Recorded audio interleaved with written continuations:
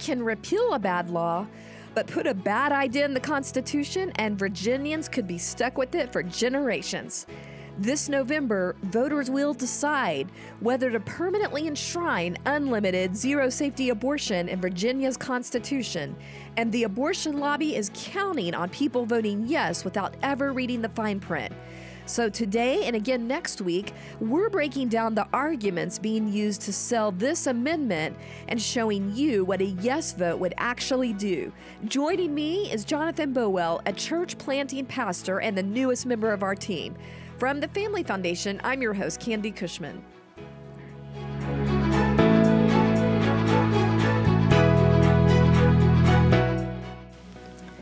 Well, welcome back, everyone, to another episode of Speak Up Virginia. Glad to have you with us. And you'll notice, if you're watching on YouTube, that we have a guest in the chair. I am thrilled to welcome the newest member of our team, Jonathan Bowell, manager of Speak Up Team Relations. Welcome, Jonathan. Yeah, happy to be here. I'm glad you're here. I'm excited about this, Jonathan. Yeah, thank you for having me. This is a first for me, but I'm excited to be here. Yeah, so I'm going to do what a lot of people hate, and I'm going to ask you to introduce yourself and tell us why on earth would a church planting pastor decide to work at the Family Foundation? Yeah, and I guess you want more than to pay the bills. I want more than that, Jonathan. Okay. So I spent some time as a child up in just north of Boston. My dad was and is a pastor, and so we lived up there while he went to seminary. So that was just 3 or 4 years, but I do like to claim New England as part of my heritage.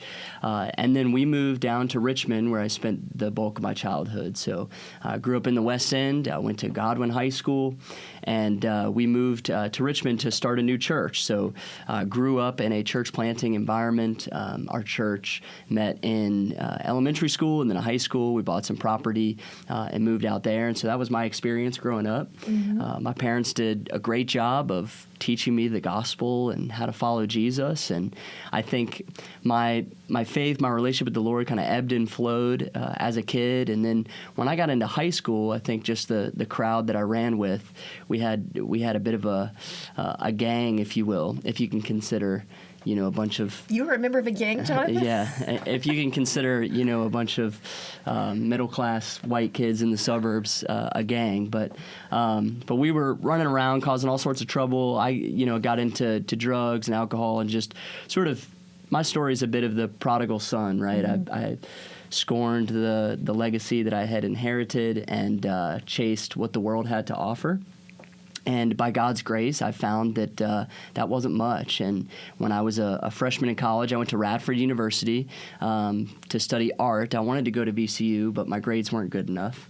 So I went to Radford, majored in graphic design, and my freshman year sort of hit rock bottom. I was on academic suspension. I had gotten arrested that semester, and a friend invited me to a meeting of Campus Crusade for Christ at Campus Ministry, which many of you have heard of now, referred to as Cru. And I heard the gospel like I'd heard it, a million times before. I think the raw material was there, and by God's grace, He just readied my heart to receive it in a new way. And so the pyre was established, if you will. The Lord sent the fire from heaven and just awakened my heart, and I was convicted of my sin and knew I was in need of a Savior and began to get serious about my relationship with Jesus. Very soon after that, was surrounded by some brothers who invested in me in my life and discipled me, walked with me in the ups and downs of life. And I just fell in love with the local church, fell in love with the scriptures.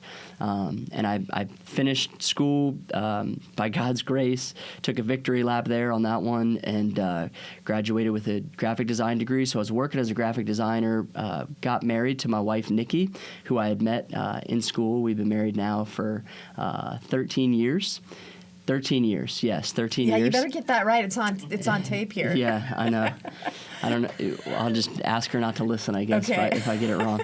But yeah, so we got married right after graduation and stuck around in Radford because we were part of this local church, and that was a huge part of our life, and we didn't want to move away just yet. So I was studying theology, sort of a basement theologian, reading systematic theologies on my own, and my pastors approached me and said, "Hey, man, why don't you consider being part of our network of guys that are training to be pastors?" And so I joined that. I started going to RTS, and then eventually graduated from Southeastern Baptist Theological Seminary with an MDiv. And my wife and I were asked to go move to Floyd, Virginia, a little one-stoplight mountain town out there in the mountains. And we moved out there to start Sojourn Church. We were part of the church plant team there, and loved that experience, but felt like the slow pace of life maybe wasn't for us. And then over time, the Lord laid a bunch of breadcrumbs down and led us to come back to my hometown of Richmond to be a part of making disciples and planting churches here. I also liken my story to that of the demoniac, the demon-possessed man who Jesus saves and then says, "Go back to your hometown and tell them all the amazing things that the Lord has done for you." And so we moved back to Richmond in 2018, right before all the COVID craziness, and just committed ourselves to making disciples, and over time formed a community. And then last year, on Easter Sunday, we planted Evergrace Church. So we meet in an elementary school, and God's been very kind to us, and thankful for those people and that work there. And I guess the second part of your question, why the Family Foundation? Well, I had because how does a church planting pastor cross over into the culture war now? I think a lot of people might wonder. Yeah. Well, reading sort of the reformers, the magisterial reformers, and the Puritans. I'm going to dumb down when you say magisterial reformer. Some people might not know what you mean by that. Sure, yeah. So these are guys that we tie a lot of our Protestant history to. So, Martin Luther, John Calvin, Martin Bucer, these guys. And so Samuel Rutherford and others who really developed for the first time a rich Protestant political theory. What does it look like for Christians to be faithful in their civic duty? What is the relationship between the family and the church and the state as these three institutions that God has wired into the fabric of creation? And so as I was reading those guys, just developed a passion for equipping our people to be faithful in the public square. Abraham Kuyper, who's a little bit later on, who was a Christian and a statesman, said that there's not one square inch over all creation that Jesus does not declare mine, right? So everything belongs to Jesus. Jesus Christ is Lord, and that should impact everything that we do. So develop this idea of like all of Christ for all of life for everyone, right? We want to see all believers equipped to follow Christ, not just in the privacy of their own home or on Sunday morning, but in the day-to-day of life, and how they engage with coworkers, and how they do their work, how they raise their kids, how they vote, how they have conversations in the marketplace. And so I was kind of slow in coming into that, but as I did, I got to know the Family Foundation and love the work of the Family Foundation. Many shared values and beliefs about the family and life and freedom. And so had an opportunity to come and do some devotions for the staff and got to know folks. And an opportunity opened up, just sort of a part-time capacity to come and care for, coach some of the grassroots leaders throughout the state. Yeah.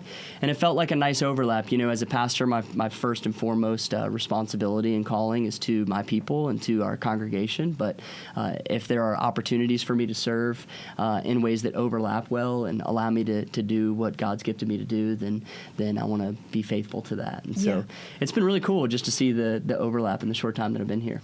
Well, Jonathan, I've already been hearing awesome things about how you've been able to encourage Speak Up leaders and members. And I was just wondering, now that you've been to several meetings and interacted with these people on the ground that feel God's calling to speak up on the issues that our state faces, especially that connect to biblical issues, what are some things that have stood out to you? Is there anything that was, been kind of a highlight lately?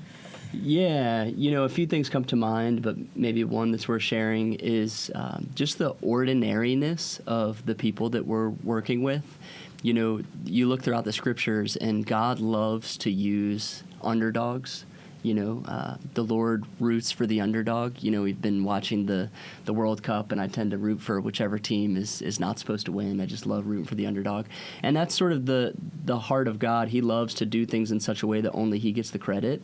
And so as I've gotten to know these folks, these are just ordinary people. We're not talking about slick politicians. We're talking about ordinary parents, ordinary blue-collar workers, retirees, stay-at-home moms, just ordinary folks that care about their state and care about the future of our kids and grandkids. And that's been really special to me, is just to see these sweet saints. And I don't want to downplay how successful they've been. I mean, we've got some heavy hitters that are part of these teams, but just the ordinariness of it. You've got just a group of ordinary Christians coming together to pray and to talk about the issues of the day so that we're informed, and to brainstorm and workshop how we can engage our community well to push back darkness. And that's been really special. It doesn't take anything really flashy or glamorous. Yeah. It just takes ordinary Christians who are committed to the call of Christ to love their neighbors in spirit and truth. And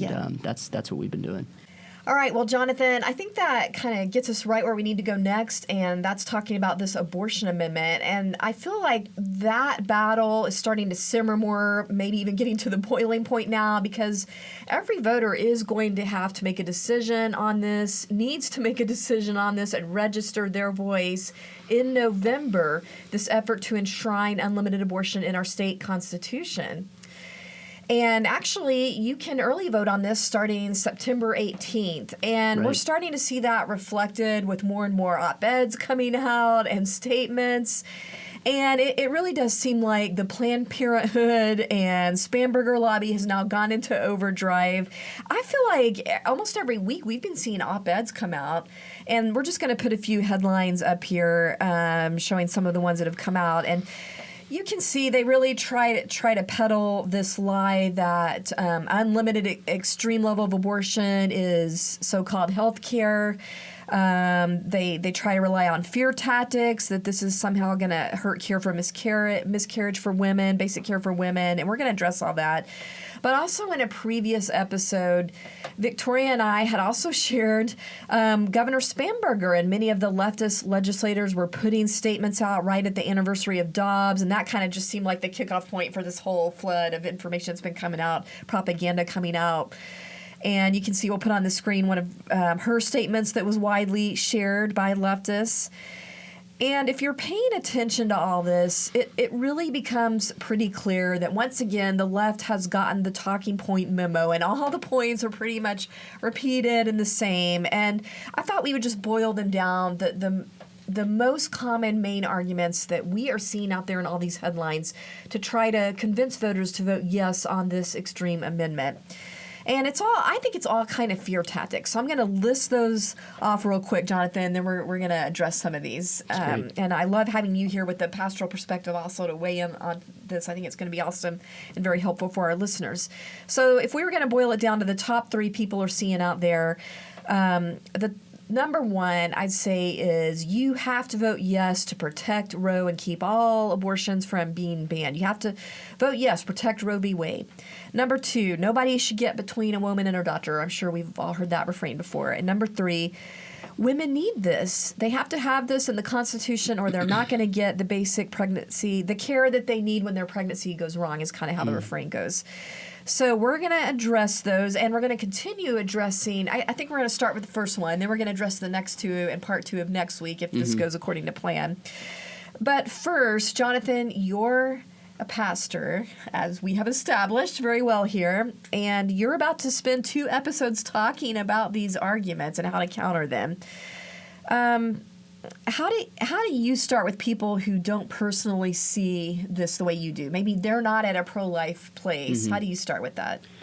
Yeah, that's a great question. Well, the first thing I would say, because I know that many of our listeners are Christians and are the ones that we're equipping to have these conversations, is that you have to start with a thick biblical worldview, right? You have to know your position well.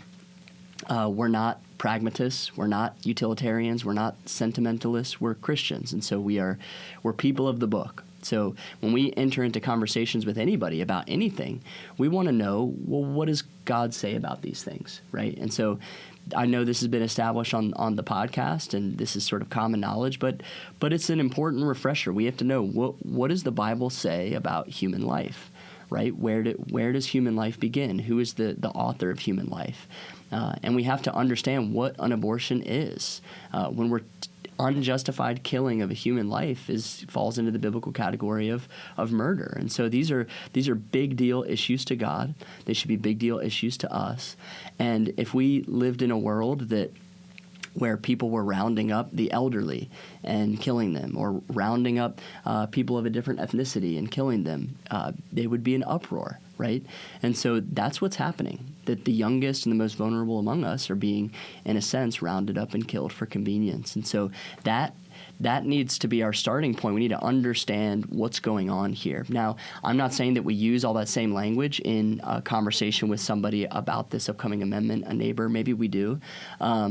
But we have to know where God wants us to start, right? Like Google Maps can't tell you where to go if you don't know where your starting point is. Well, and really ethics based on regarding human life as worthy of being protected as sacred comes from having that worldview. It doesn't come from a vacuum. And when you see these travesties in history, it's because we've departed from that baseline, that plumb line, as the Bible would call it. That's right. And I also want to point out, when you're talking about this sin of taking a human life in the womb, we're not talking about miscarriages or medical tragedies that can't be helped. And just to give a recent example, I saw a headline the other day where there were two gay men that tried to force a woman carrying their child, the child that was going to be theirs, surrogacy, to abort because it had a chromosomal trivial. No, it was like a lip. What's that? Cleft palate. Yeah. Wow. And she, was refusing. And that's where we are today. Is all sorts of selective abortion, moral tangles, and they're only going to get more complex. But that's why knowing where we stand is so important. You think about a pastor friend of mine likes to remind us that I believe it's the Secret Service where they came into existence was to rid the country of counterfeit money, false currency. And the way that they did that was by studying real currency, studying real money, because the better they got at identifying real currency, it allowed them to identify all of these counterfeits that were out there. And so we're going to see all sorts of moral confusion and complexity, and it can be overwhelming. How do I speak to this and that and this surrogacy thing? What the heck? But the more we know what the Bible says about the basic issues, the more that we have everything that we need to go into these conversations. And so starting with, I've already said this before, but Jesus Christ is Lord. That's the spine of Scripture, the center. Jesus is Lord of all things. Caesar is not Lord. The state is not Lord. Your opinions are not Lord. Jesus is Lord. What does Jesus say? Jesus says that the unborn deserve equal treatment under the law, right? So that's where we're going to start. But he also says that there is grace and forgiveness for sinners, right? And so when I see the killing of the unborn, and when I hear about people receiving an abortion, I feel compassion first because I know that I am more like those people than unlike them. And if it wasn't for the intervention of Jesus in my life and for the good news of the gospel that reached me, that told me that my sins could be forgiven and that I could be adopted into the family of God, I would be right there along with all the worst of those around me. And so we start, again, with the lordship of Christ, the value of human life. We call sin, sin. We call murder, murder. But then we also recognize that there is grace for sinners. And so, you're asking about where do we start. I think that's all posture stuff. That's all, starting point, worldview, like the glasses that we're wearing as we're looking at our surroundings. That's where we start. But then we have to ask the question, well, what do we do? Jonathan, we're just going to state the plain facts here and let the facts do the work when we take on some of these lies that are out in circulation. And I know we're kind of getting a long lead up here, but I do also want to throw out some of those facts with the numbers, because we recently put out an email at the Family Foundation, and you have to understand where we're at in this state. When people are talking about Roe v. Wade's threat, and we got to understand we're way beyond Roe in this state. We're already at a level of extremity. So we just put out an email with national data from the Guttmacher Institute, which is, you have to understand, the pro-abortion, the nation's largest pro-abortion data tracker. So this is their own data. And it does show a very dramatic, troubling rise in abortions all across the country, but especially in Virginia, because the reality is Virginia is surrounded by states that have responded with ethics and put in pro-life laws, and we have eradicated our pro-life laws in the last few years in Virginia. And so we are seeing a huge increase. Virginia saw nearly 40,000 abortions last year alone, and that's just the ones that are being registered that we know about.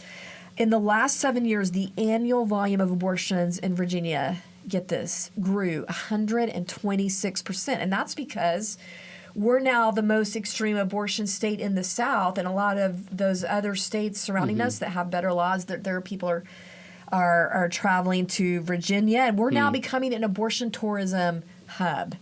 So we need to understand the reality here. And just at a national scale, Guttmacher said over 1 million abortions occurred in 2025. That is the highest number ever recorded in the U.S. And again, that's what's recorded.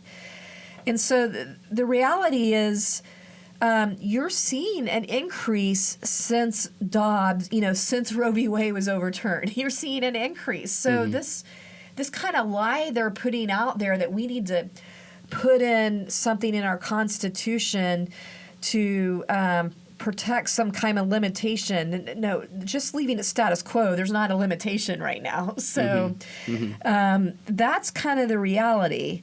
Jonathan, what are your thoughts as I'm spewing all that out? Yeah, I mean, it makes me sad. Would you say that a portion of that is because, like, the abortion pills become more widely available? Yeah. So, I mean, we're going to talk a little bit about pharmaceutical companies and the ways that they're protected by this amendment from any sort of malpractice suits and claims against them, which is something that we need to talk about. I think most people, are suspect of big pharma, right? Yeah. And so if there's carve-out language to protect them, then that's something that should raise people's eyebrows regardless of where they land, right? That the people that stand to benefit the most financially are the ones that are most protected by the amendment, regardless of where you're at with abortion should cause you to raise your eyebrows. I'm not sure if that's such a good idea, I'm glad you brought up the abortion pill, because we've talked before about really high ratio of women ending up in the emergency room. I mean, there's warning labels on the actual pill about this, the FDA warning label about the amount of emergency situations, serious, things that happen, complications, that happen that they are dealing with that are just horrible. And the problem with that, if this abortion amendment gets through, if people buy into the lies that they're telling out there, it's going to strip the legislators' ability to put in anything addressing any kind of safety standards, accountability in the future. That's going to be blocked. Safeguards will be blocked. So I like what you were saying, Jonathan. It's protecting a for-profit, big pharma abortion industry that's exploiting women. They're profiting. They're not doing this for a charitable effort, even though they claim it's healthcare. No, it's about profit and exploiting women. All right, all of that, we took a while to get here, but it brings me to the first argument that we wanted to take on. So we're going to put an image up here of the first main argument that we're seeing in all these op-eds from the left. And it's, again, I kind of mentioned it earlier, I need to vote yes to protect Roe v. Wade in Virginia. I don't think all abortions should be banned, and that's how they're trying to persuade people to vote yes. Jonathan, if someone says that to you, and they're not being cynical, they really think this, what's your first response? Yeah, so folks listening to this may feel like, okay, we need to get the show on the road here. Jonathan keeps doing all this sort of preamble background stuff. But it's important because how we engage a conversation matters. And you could see that through the example of Jesus, the example of Paul. So let me just read, I'm a pastor, let me read a couple verses from Colossians that frame up how I go into this response. So Colossians 4, 5, and 6. I believe this is actually 3 to 6. At the same time, pray also for us, that God may open us a door for the word to declare the mystery of Christ, on account of which I am imprisoned, that I may make it clear which is how I ought to speak. Walk in wisdom towards outsiders, making the best use of the time. Let your speech always be gracious, seasoned with salt, so that you may know how to answer each person. So there's a lot there. We could preach a sermon on that text. But what I want to draw out is this idea of letting your speech be seasoned with salt so that you may know how to answer each person. Everybody is coming at this issue from a different place, and it's important that we understand where that person is coming from. So I have a little acronym that's helpful for me when we think about SALT. It's see, ask, love, and tell. So see the person, try to understand where they're coming from. Ask. Jesus did this. Over half the time that Jesus was asked a question, he responded with a question of his own. So ask a good question to try to surface or expose where someone's coming from, maybe to expose common ground that you can use in the conversation, or perhaps an internal contradiction to what they're saying. To love them regardless of where they're coming from. And then in loving them, try to apply the truth in the most persuasive way possible. Obviously, only God can change hearts, but we can do what's in our power to do to be compelling in how we communicate, because we love people and we want them to understand. And then we speak the truth into the area either of common ground or a contradiction. So we want to wisely answer each person. Here, somebody comes in to my office, or I'm talking at the coffee shop. We need to vote yes to protect Roe versus Wade. Maybe if a first question I would ask is, well, why do you feel like you need to protect Roe versus Wade? I mean, obviously there's sort of a civics conversation there, right? It's sort of a misunderstanding of civics, right? The reversal of Roe really just pushed the issue back to the states. So really has nothing to do with Roe versus Wade. But what is it that's motivating them to feel this way? Why do they feel like that right needs to be protected? And perhaps there's some sort of fear of government controlling people, or maybe they've had an experience in their past, right, that they feel shame about, or that they know that loved ones feel shame about, and they don't want those people to be punished. There's all sorts of things that might be in someone's background leading them to feel this way. So I just want to ask, well, why do you feel like we need to protect Roe versus Wade? And then depending on their answer, am able to respond and to maybe clarify a misunderstanding. Yeah, and I think one of the most important things we can emphasize today is helping people understand the current law in Virginia where we're at. I just mentioned the amount of abortions. These are not in any way justifiable. The 40,000 abortions are not something you can say is medically necessary. Those kind of arguments are very rare. I mean, this is mostly elective abortions happening. So they need to understand it's how late term it is already in Virginia,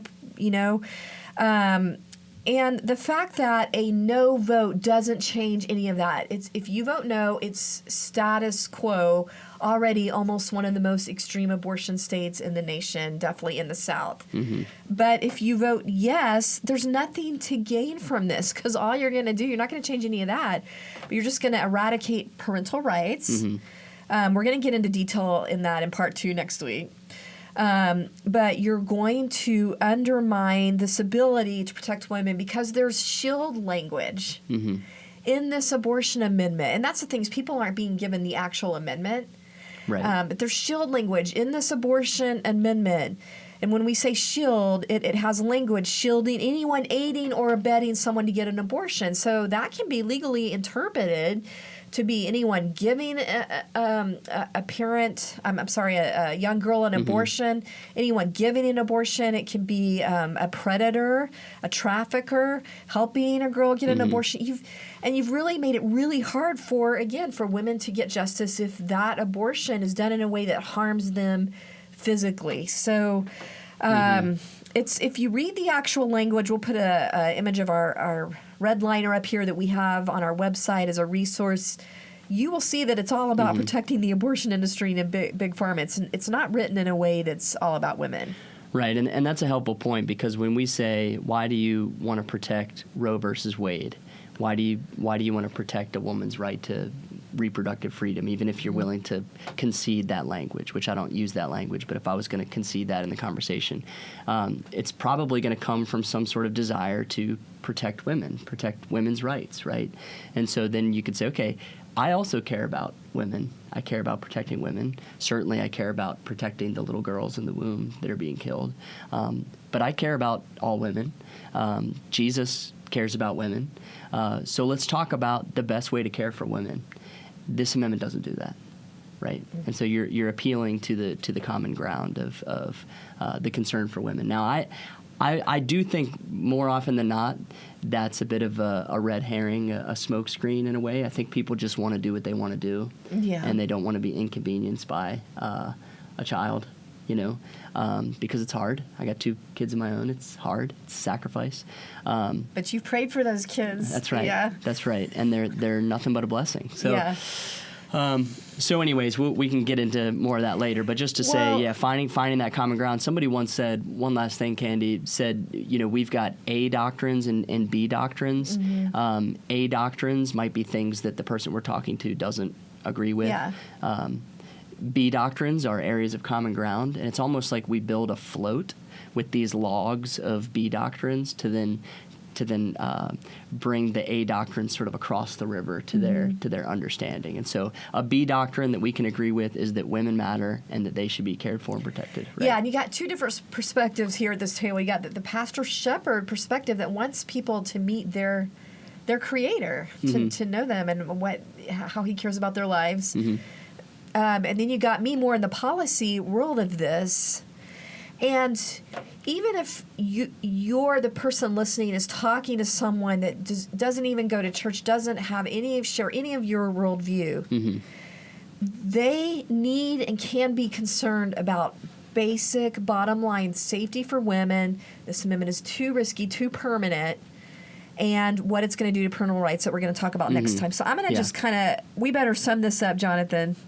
So if you take away nothing else from today, well, I want you to take away Jonathan's spiritual encouragement. But in addition to that, we're going to put a slide up here, an image about the takeaways for this first argument that you're going to hear. Well, we got to have this to protect Roe. And I'm just going to sum up what you're seeing on the screen here. Voting no keeps the status quo. Kind of rhymes, doesn't it? It does not change Virginia's current abortion laws. We need to understand that. If you vote no, nothing changes. Virginia law, that's important because it already goes way beyond Roe. I mean, think about it. We've had Republicans and our legislator, they have not blocked abortion. So that's a scare tactic against the actual reality of what is happening. Voting, the abortion blocks safeguards and protects a for-profit abortion industry. And this is very important, once language is in the Constitution, it becomes almost impossible to change. So bottom line, this amendment doesn't protect Roe. It blows way past that. It's opening Pandora's box. And then once we've opened it, we've sort of locked the gate and to fix it because the Constitution makes it permanent. So that's my summary. Yeah, no, that's great. I mean, it's very tragic that abortion will not just be acceptable, will not just be legal, but it will be a constitutionally protected right. Yeah. That we will have a constitutionally protected right to child sacrifice should grieve all of us as it grieves the heart of God. Yeah, and I mentioned under Republicans we haven't blocked abortion, and that's not something that we're happy about, but that's the reality. So when they try to use, I just want to clarify that point, when they try to use the scare tactic, I mean, that hasn't happened for decades because Republicans haven't done that. So just, again, getting people, I know you and I are kind of bouncing back and forth here, but just getting people to look at reality. Jonathan, can you help our listeners understand some of the resources that you've been able to equip Speak Up team members that are available on our website? Let's just kind of plug those real quick. Yeah, so the first being the what we call the red liner, and that's just the text of the actual amendment. Well, the front side is the text of what you'll see in the ballot box, and then the back is the text of the actual amendment. And then what's been super helpful is that the team here at Family Foundation has provided some red markings of clarification about what these words actually mean. This document's super helpful for me and for other pastors that I know, because it's not overly partisan, it's not overly inflammatory. It's just, hey, here's what the text says, and here's what it means. And this is what this is going to set us up for. And so that's been probably the most helpful, is that red liner. Again, you can get that on the website, familyfoundation.org, and I believe it's on the front page of the website. You just scroll down a little bit. You can download those. You can print them out. You can share one with your pastor or your community group leader, and that, put it in your back pocket. Share it with others in the community. Do people actually know what the amendment says? Yeah, because when people go in there, they're in the box to vote, they're not going to have a copy of the amendment there. They're just going to get a very deceptive question. And we show the question on there as well that they'll see and read like that as well. Mm-hmm. And Jonathan, what can people do if they want to see if there's a Speak Up team they can get involved in? Yeah, to get involved in Speak Up, familiarize yourself with the Family Foundation. Go to the familyfoundation.org website, see what resources are there. And then also, we do have teams scattered throughout the state where you can get involved with other like-minded believers that are trying to speak out in the public square. The best way to do that is to go send an email to familyfoundation@familyfoundation.org. That's how we have it set up, familyfoundation@familyfoundation.org. And just drop us your name and where you live, and we'll get you plugged into a team in your area. All right, I'm just going to mention one last thing, some upcoming town halls on the abortion amendment hosted by our action team. You'll want to check these out. We're going to put the images here. So New Kent, July 28th, Bristol, August 4th, Roanoke, August 5th. Pay attention to that. And that's a thing you'll hear about it also if you're signed up on our email alert. So with that said, thanks for joining us today. We hope this information is helpful in equipping you to be a voice with grace and truth. And we'll see you next time.